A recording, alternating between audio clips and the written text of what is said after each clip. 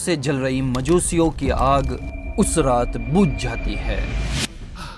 شہنشاہ شہنشاہ آتش کدے بجھ گئے، یہ 1000 برسوں میں کبھی نہیں بجھے تھے، لگتا ہے دنیا میں کچھ نیا ہونے والا ہے۔ صدیوں سے جنات اور شیاطین کے آسمانوں تک رسائی کے گیٹ ویز کو اب ہمیشہ کے لیے بند کر دیا جاتا ہے۔ ہمیشہ سے ہم آسمانوں تک جاتے رہے ہیں، آج کیوں آگ کے گولے مارے جاتے ہیں؟ کچھ بدلاؤ ہو رہا ہے۔ یہودی اپنی سرزمین فلسطین اور شام کو چھوڑ کر مدینے اور اس کے اطراف میں آباد ہونا شروع ہوتے ہیں۔ آخری نبی یثرب مدینے میں آئیں گے تو پھر ہمیں وہاں ہجرت کرنی چاہیے۔ ہمارے درمیان نبی آنے والے ہیں۔ یہ ساری معجزاتی نشانیاں تھیں جن کا پیغام تھا کہ اب انسانیت عظیم انقلاب کی دہلیز پہ کھڑی ہے۔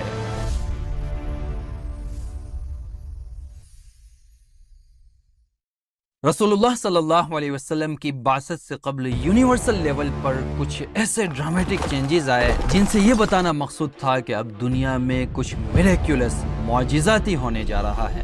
یہ صرف نشانیاں نہیں تھی بلکہ میریکلز تھے جن کا خاص تعلق رحمت للعالمین صلی اللہ علیہ وسلم کے ساتھ تھا، جس کا پیغام تھا کہ اب تاریکی اور اندھیرے میں ڈوبے ہوئے دور کا دی اینڈ ہے اور ایک نیو ایرا شروع ہونے جا رہا ہے۔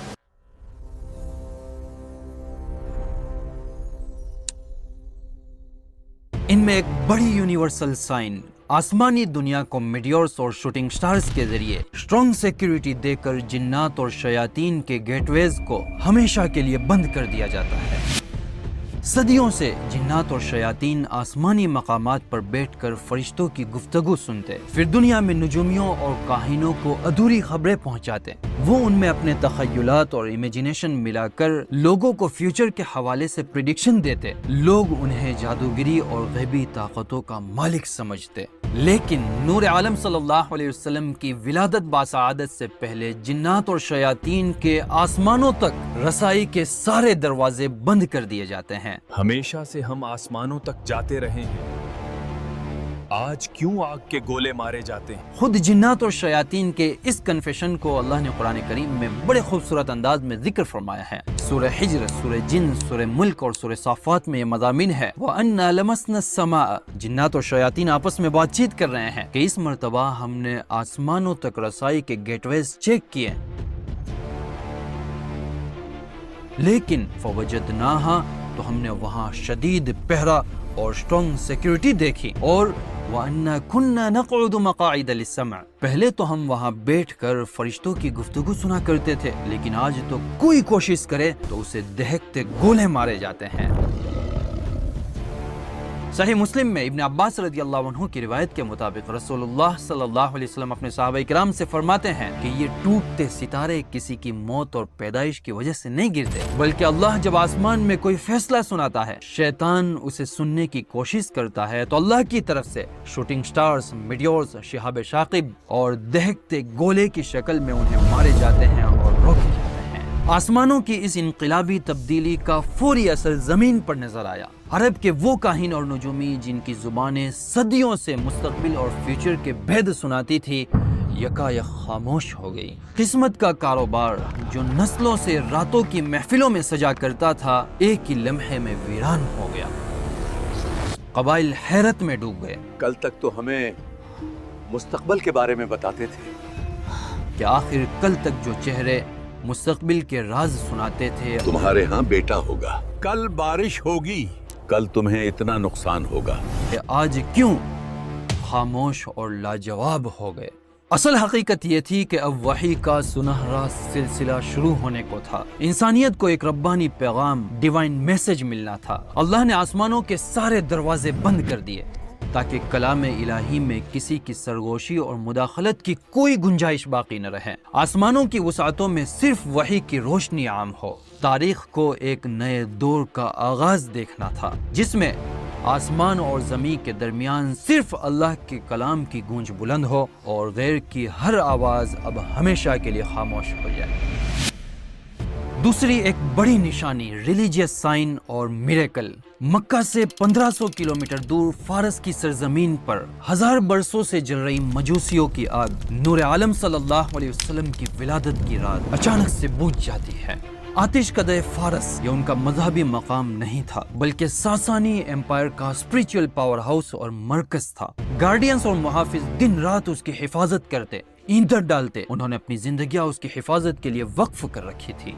The fire was symbolise the glory of Persian empires and the essence of ज़ोरास्ट्रियन faith. Noor Alam सल्लल्लाहु अलैहि वसल्लम की विलादत की रात जब ये आग बुझी है, गार्डियंस और मुहाफिज की हर मुमकिन कोशिश के बावजूद भी ये उसे रोशन न कर सके। पूरे फारस में हैरत और बेचैनी की लहर दौड़ गई। फारस के गवर्नर ने ये खबर फौरी तौर पर अपने शहंशाह किसरा को भेजी। शहंशाह, आतिश कदे बुझ गए जो 1000 बरसों से कभी नहीं बुझे थे। क्योंकि ये आतिश कदे उसके एम्पायर की स्पिरिचुअल अथॉरिटी की अलामत थी। आग के बुझने के साथ इन आग के पुजारियों का मजहबी निजाम भी हिल गया।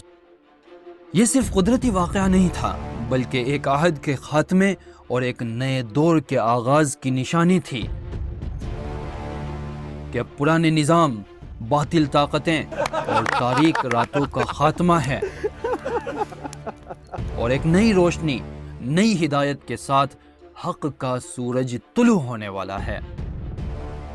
आतिश कदे के आग का बुझना पूरी दुनिया के लिए एक पैगाम था कि अब इंसानियत एक अजीम इनकलाब की दहलीज पे खड़ी है।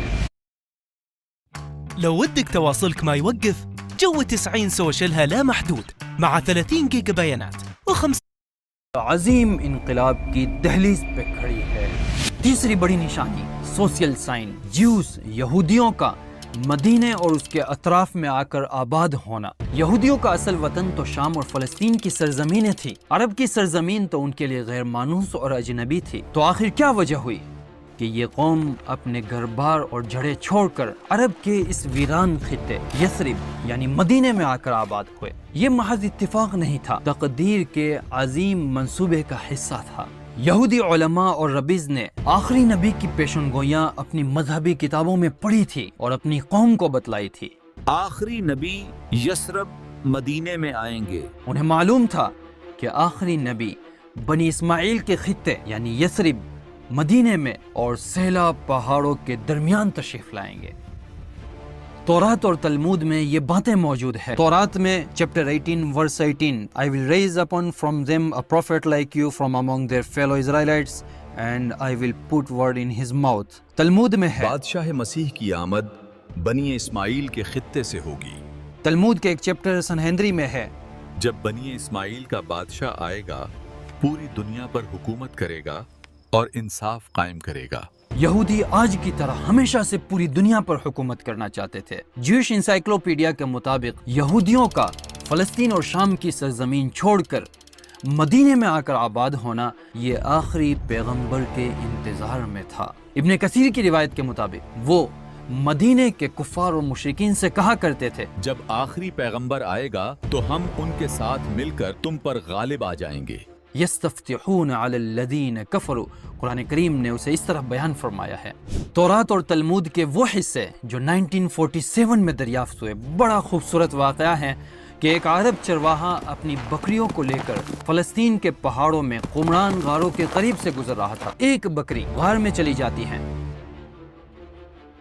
वो उसके पीछे बाहर पहुंचा और अंदर पत्थर फेंकता है तो टूटने की आवाज आती है। जब अंदर जाकर देखा तो कुछ मटके रखे हुए थे।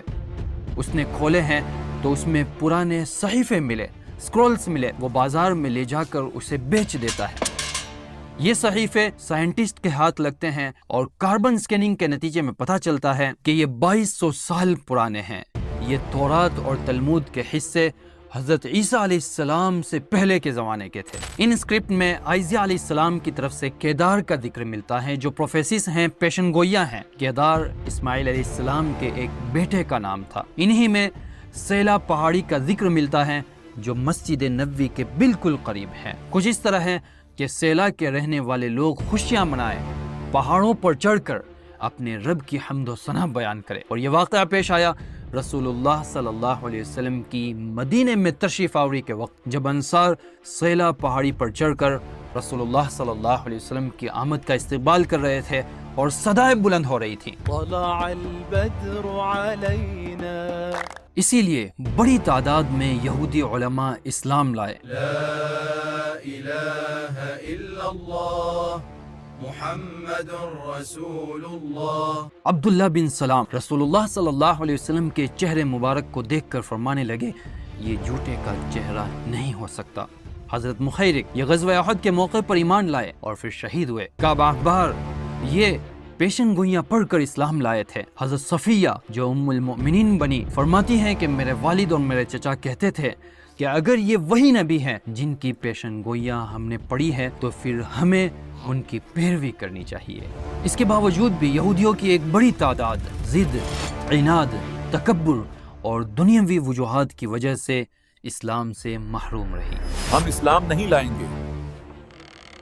امام بیہقی رحمۃ اللہ علیہ نے دلائل النبوہ میں، ابن کثیر رحمۃ اللہ علیہ نے البدایہ والنہایہ میں، امام سیوطی رحمۃ اللہ علیہ نے الخصائص الکبریٰ میں ان واقعات کا ذکر فرمایا ہے۔ اگر آپ ویڈیو یہاں تک دیکھے ہیں تو آپ کی ذمہ داری ہے کہ